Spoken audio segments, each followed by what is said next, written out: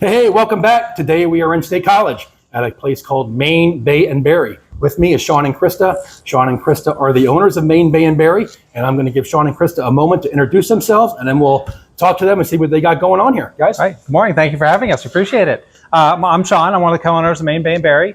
I grew up on the coast of Maine, outside of Bar Harbor. If anyone's been up to Acadia National Park area, that was my hometown. It's where I grew up, enjoyed the ocean. A lot of our friends and relatives are actually fishermen up there, and this was a natural fit to bring into Center County. Cool. And I'm Krista. I am actually from here, just down the road in Bellwood, Pennsylvania. And we met here at the university while we both worked there. And that's kind of how this got a little started. And we're going to talk a little bit more about it. Very good. Thanks, guys. So I want to start out here. I found out about this business and I was fascinated because fresh New England seafood in central rural Pennsylvania just doesn't really happen. But you guys made it happen, right? We did. So give me a rundown briefly how that all came to be. So initially, we actually started this process with, I would actually invite people to get seafood from us. So I would actually put out a listserv and say, hey, I'm going to Maine this time. It would be twice a year I'd go. And I go visit my family and say, hey, I have some seafood that's available, lobsters, scallops, and blueberries. Anyone interested? And so people would come back and say, yeah, I want 5 lobsters, some blueberries. Oh, fresh scallops, that sounds great. I'll take some of those too. Yeah. And so they would actually put orders into me. I'd go up and bring them back to them. And on a Saturday morning, they'd come to my house, out of my garage, and they'd come and pick them up. And It wasn't actually a business at that point. It was just, I was just passing a little taste of Maine to all my friends and family. Well, this listserv grew to over 150 people on it. And I had judges, FBI, Secret Service. I had everybody on this listserv that wanted it because they were getting really high quality seafood right from the state of Maine. It's great. Yeah. And that's kind of how it started from my perspective. And then I met Krista, and then she said, well, let's take this to another level.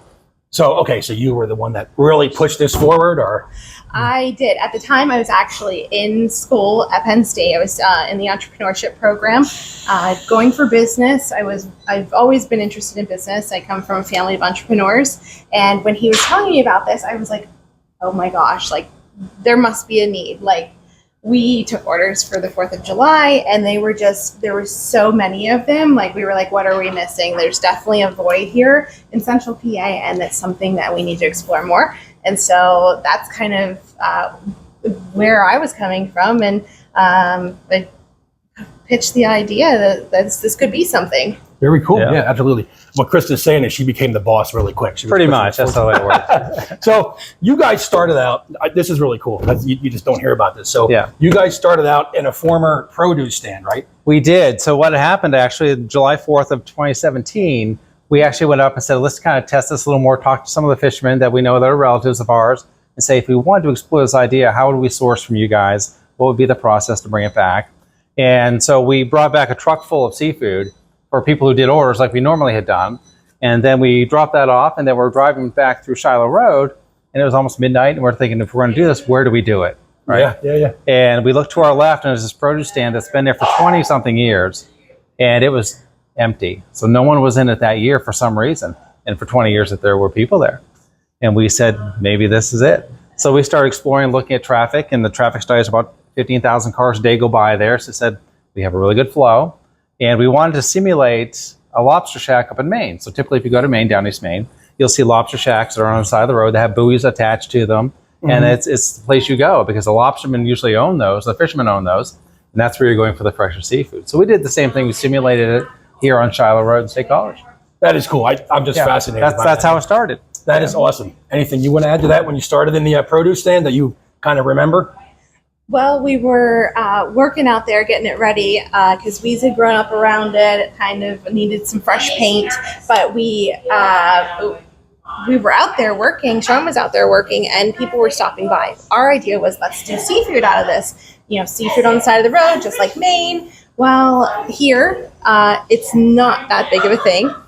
We don't have the ocean. We don't sell lobsters on the side of the road. So people were actually stopping by asking, where are the tomatoes? Where is the corn? And that kind of got our wheels turning like, oh my gosh, like we were going to do seafood, but everybody wants fresh produce, which had been there for years. So we were like, let's do both. Pivot number one, right there. Pivot number one. Very cool. Awesome. I love that. I love these kind of stories. So let's fast forward a little bit to the current building that we're in today that all of you watching probably know, Maine Bay Berry. So when you bought this building, you were originally just a tenant, correct? So we actually leased the building out, and we leased the lower half of the building out. So we had about 800 square feet of space to operate in. And so that was kind of our test run to see how things were going to go for our business. And soon we realized that after some PR was coming out about our business, we needed more space. And there was an opportunity here in this building. The tenants that were upstairs were going to be leaving in September. The building owner came to us and said, hey, do you have an interest in taking the whole building over? So within 9 months, we had to make a decision. What do we go from 800 square feet to 5,000 square feet? Wow. And that was a big jump because we weren't sure. We were still testing it out. We felt everything was going really well, but we weren't 100% sure. But we took the jump and said, let's do it and see what happens. And here we are now. Very cool. Yes. Very cool. Yeah. And if you haven't been here, when you do come in, you'll see later, we're going to take a tour around the outside of the building and some stuff on the inside as well. But the whole feel when you walk in here has a really, really comfortable vibe. You're going to like it. And I'm sure that plays into their whole concept here of the decor that they use and the decoration. Speaking of the decoration, this time of year, if you walk in here, you'll see a bunch of mums out in the main entrance, which really brightens the place up. It's it our does. favorite time of year. Yeah. Yes. And it ties Every- to, oh, I'm sorry. Oh no, I was just saying it's our favorite time of year. It's so bright and with all the fall colors and the grasses that we offer downstairs, like something that's really kind of something we took from our produce stand days and continued it on here. Yes, That was one of the roots of our local inception. So people still love those. We source them out of a small farm here locally. And so everything we bring in is local, and we wanted to keep to that. Very cool. Cool. So we went from a produce stand to here, what was it, 5 years? give or take? Well, from the produce stand to here was 6 months. Oh, okay. Wow. And then we grew up 9 months later, we took the whole building over. Okay. Yeah. And then here we are now, 7 years later. Yeah. Very cool. So I do want to touch on something when COVID had an impact on small businesses everywhere. Yeah. Did you guys feel that, or did you kind of stay level the whole way? Oh, no. It was an interesting process for us. You can jump in if you want. So we actually, in March, when the governor had shut down the businesses that were not considered essential at that point, they had their list of who could be open, who couldn't. We actually fell into the list of could be open because we're a grocery store. So we provided an essential need and food to people who needed it. So we're like, okay, so the good news is we can still stay open. The bad news is we're not sure how this is going to look now. So in terms of supplying fish, taking care of our customers, there was obviously some concern there. How do you get them, navigate them to a store? So we retooled our whole store in terms of distancing. And the big part of it was that there were a lot of people who didn't want to go out. And we're like, okay, so the next day we start getting phone calls saying, do you deliver? So pivot number 2, we ended up coming from our retail store to a delivery company. And we actually had to hire people to sit and take processed phone calls all day and payments. Wow. Because I was running the road all day delivering fish to people in State College. And it was pretty wild. We just had coolers full of fish. I would just I empty one, come back, get another. And I just had my stack of tickets and off I'd go. Wow. But it was an interesting process from that business side. The other part of it was we really wanted to focus on community because there were a lot of businesses that weren't able to stay open that, are feeding their families also. So similar to the 40 businesses we work in Maine, the small businesses we all partner with in Maine, it's like 40, 45. We had a lot here locally that we also had either into our store or we knew of people that were having small businesses that were now losing their business because they weren't able to stay open. So we actually called and invited them in and said, if you want to take a space in our store, free of charge, keep doing what you're doing, keep making your product, and we'll sell it for you. Sure. And so we try to help the community in that way, keep small businesses open and market their business and keep growing it during COVID. And the other part of it was we actually had to do, we offered to do deliveries of prescriptions and milk for people who couldn't get out of their house or were afraid to get out. So we said, we don't care. We're not going to charge you. Just call us. Tell us where your prescription's at. We'll go pick it up and we'll deliver it to your house, contact free. Yeah. I'll drop it off. So we did a lot of things like that, try to keep the community engaged in the process and keep them safe, but also, feeling comfortable about coming here. Very cool. Yes, and the community did step up during that time when we had other businesses that were forced to shut down and they couldn't stay open and they were losing their incomes, and some of them it was their only income for their families. And when we invited them in and we told our State College community what we were doing, they all stepped up and they were like, let's buy. And they were buying the cupcakes, they were buying the flowers, because there was fields full of flowers that they had grown, but they couldn't be picked. They weren't allowed to be picked and sold, and at all the farmers markets and weddings had been canceled. So there were just fields of flowers, and that was a family's livelihood. So Sure. the community here also stepped up, and we're like, well, we're going to support all these people. And so we had a bunch of different businesses here, and it was really special for us to be able to help them as well, because we were able to be open. Yeah, very good. Love those kind of stories. Kind of, they help you, you help them. It worked out. It was That's the requirements of the business, right? Awesome. We want to do that. Yeah. So I do want to mention real quick, there is now that Sean and Krista own this whole building, they do have a tenant downstairs that's become quite a popular business. You want to give them a shout out real quick? Yeah, so Voodoo Brewery we brought in 2019 in March. When we moved upstairs, we decided that we're going to go ahead and lease the lower half down. We weren't sure to who, and they actually had called us and said, hey, we're looking for a presence in State College. We don't have one yet. And the CEO came and took a walk around and said, hey, this is a great place. This is kind of the vibe we're looking for. And so it's pretty quickly thereafter, we ended up striking up an arrangement where they brought them in. So they're down there. They're serving beer and their cocktails from Pennsylvania.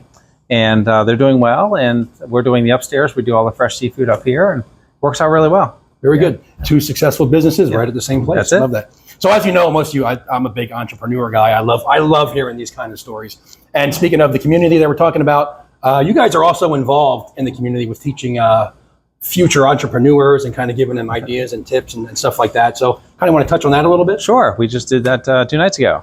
Yes. Yep. So we have partnered with a professor on campus, and she has invited us in to tell our story. So she has an entrepreneurship class where they need to essentially do a big giant project over the entire semester, where they're talking about starting a business. They got to write a business plan. They have to talk about HR. They need to do all this research that you would have to do if you were going to be starting a business. And since we have kind of experienced a lot of what they do in their projects, we're a good source of information for them. It's something we also enjoy. Sean, being a former professor, he really likes doing it, and it's become something that we look forward to every semester. You like doing it too, don't you? I do. No sugarcoat.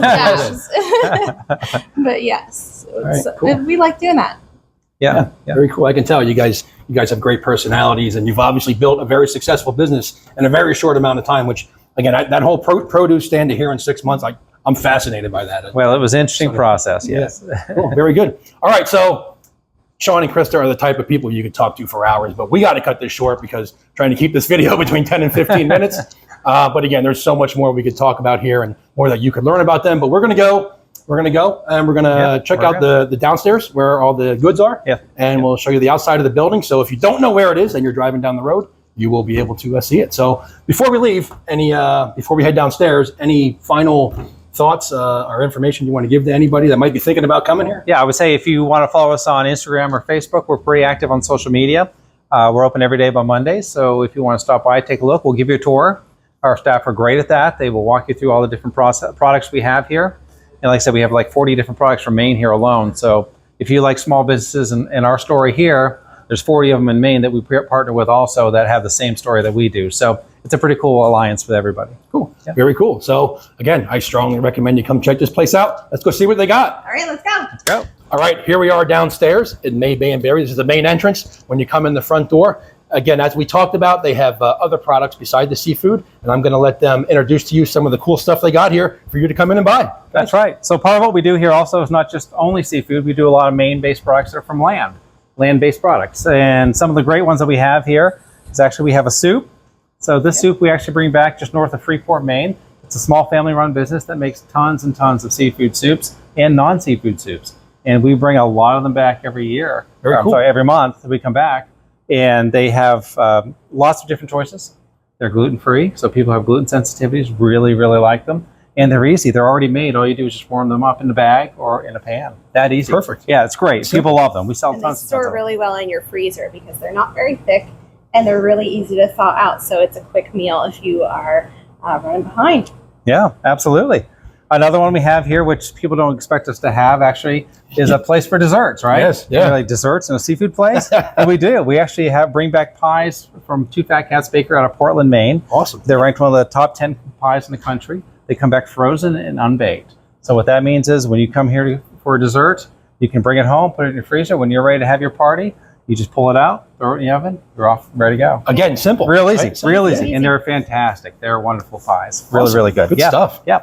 So we also do something if you like to do cooking. Obviously, we do a lot of fish in here. So if you want to use something with some oils, we have a line of high quality oils and balsamics. And these come out of Portland, Maine, Bar Harbor, Maine, Freeport, Maine. They have like 4 or 5 different locations. So if you've been to Maine and you've been looking at olive oils, chances are you've run into Fiore at some point, and they do a fantastic job on their oils. They're really good. Very nice oils. Many different flavored choices too, which is nice. Very cool. So we have that. And of course, we do have seafood as well. We bring back Yeah, that. that's the main highlight, I guess. The main highlight. Very nice. I like that. We also do like a wild smoked mackerel, and we have a bunch of different sardine options. So if you like a cold canned fish, we do have those here. We bring them back all the time. People really love them. Easy peasy. You go for a hike somewhere, pull this out, some crackers, and you're off, ready to go.